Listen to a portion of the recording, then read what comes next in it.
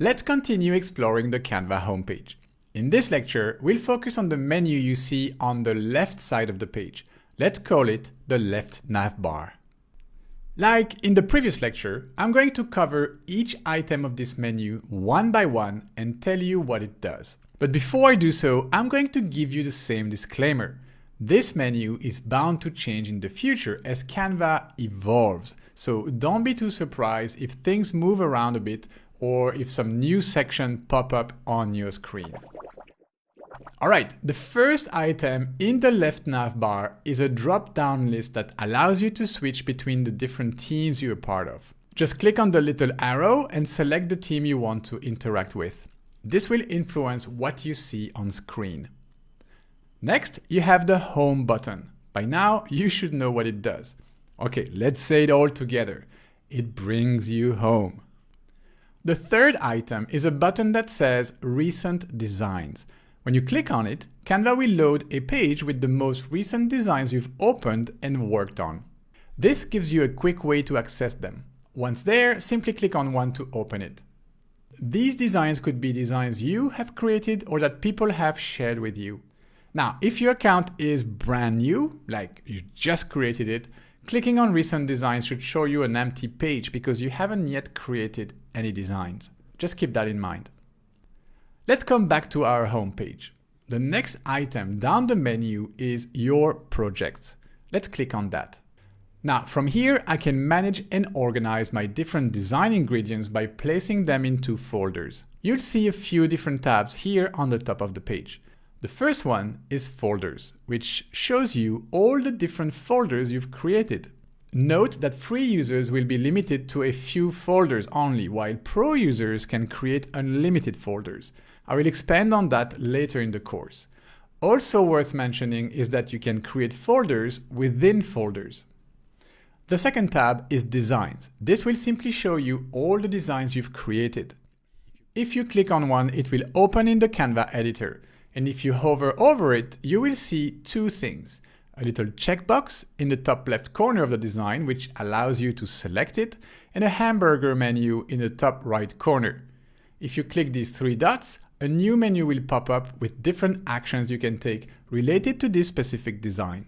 From here, you will be able to do things like make a copy, move to a folder, download it in different formats, share it in different ways, or move it in the trash can. If you want to rename a design, you can do so from here as well. Simply double-click on its current title to edit it. You can toggle between grid view or list view by using the four little square icons here in the top right corner of the page. List view is quite handy when it comes to organizing your designs or renaming them, while grid view gives you a larger preview of your designs. Next, we have images. These are all the images you've uploaded to Canva from the latest to the oldest. You can add more images by dropping them here directly or by using the Uploads tab in the editor. And finally, you have videos. Just like photos, these are all the videos you've uploaded to Canva.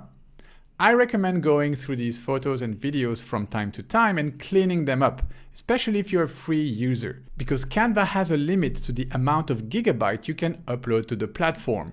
We'll see exactly how much when we talk about the differences between Canva Free and Canva Pro. Let's come back to our left navbar and continue discovering the buttons there. The next item says Shared with You. When I click on that, Canva takes me to a page where I can see all the assets that have been shared with me via Canva. And that could be one of two things at the moment, either a folder or a design. And you can filter that by using these two tabs.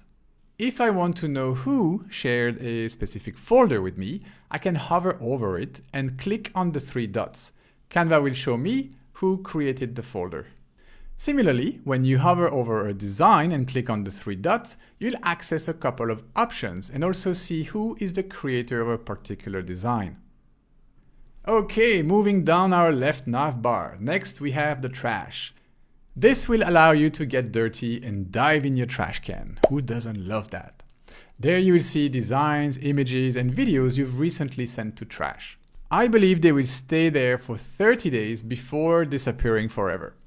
From the trash, clicking on the three-dot button of a specific element will give you the option to restore the element, meaning getting it out of the trash, or delete this element permanently. The trash can also has 3 tabs that allow you to filter what you see. The next item in the left navbar is your team command center.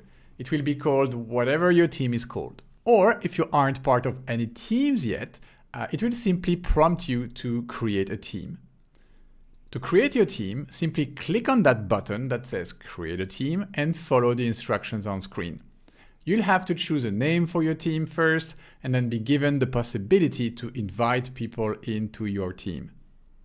Once you have created a team, you should see this new space from which you can manage your team and team assets. You can see the designs created by any people in your team, the different folders that have been shared with the team. Pro users will also have the ability to create team templates and see them here. We'll cover that in the CANVA Pro section of the course. And you can see apps that your team might be using. The People tab will give you an overview of who's in your team and manage the roles they play. The Groups tab is mostly useful for larger team. And then you'll have your team settings tab, which allows you to decide who can invite new members to the team.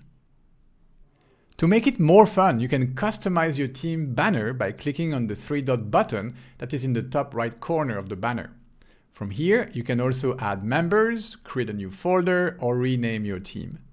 We'll talk a bit more about team further down the road, but for now, just know that 1. You can swap between the different teams you're a part of with the drop-down menu at the top of the left navbar. And 2. You can access your team space via the team section of the left navbar. All right, moving on to the next section of the navbar, the tools. You should see 2 items there under tools. The first one is Brand Kit, which allows you to always stay on brand by uploading your logos, but also setting your brand colors and fonts. We will see in section 3 that there are 2 versions of Brand Kit. A limited one for free users and a more elaborated one, which offers more options to pro users. For now, just know that you can access Brand Kit from here in the left navbar. The last item in the navbar is Content Planner. Content Planner allows you to plan and schedule social media content across a range of different platforms directly within Canva. Just note that it is currently a pro feature only.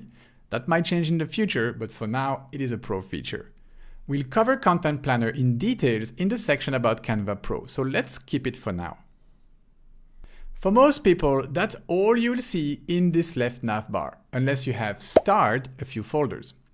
In that case, they will appear here at the bottom of the navbar. Let's wrap up the lecture here, folks. In the next one, I will finish my in-depth tour of the homepage.